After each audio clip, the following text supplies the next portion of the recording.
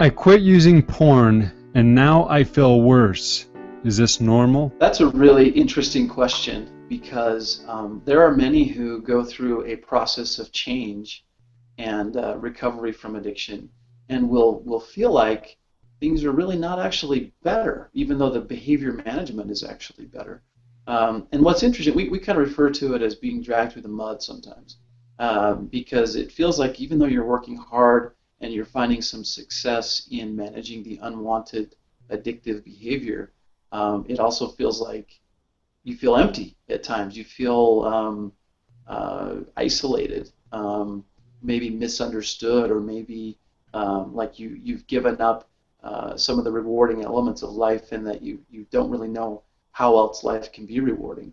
I kind of like to use an analogy where, let's say you lived in a place that was extremely hot. Let's say I don't know, Arizona or Mexico or Ecuador or somewhere where the average temperature is much higher than, say, where we are in Utah. You know, as you get acclimated to that temperature, a higher temperature is going to feel more normal than a colder temperature. And then if you come back to a colder temperature, you're going to be cold. You're going to feel the effects of that because you're not acclimated to that cold temperature.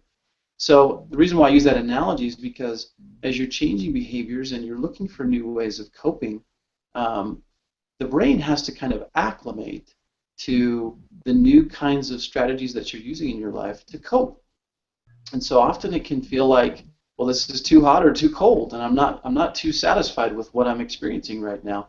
And so literally the brain has to make some adjustments and heal over time to be able to you know, kind of find the same, or not, I wouldn't say the same, but to find rewards in normal life experiences that are not addictive behaviors. So that acclamation, there's actually a term that some people may have heard of called neuroplasticity.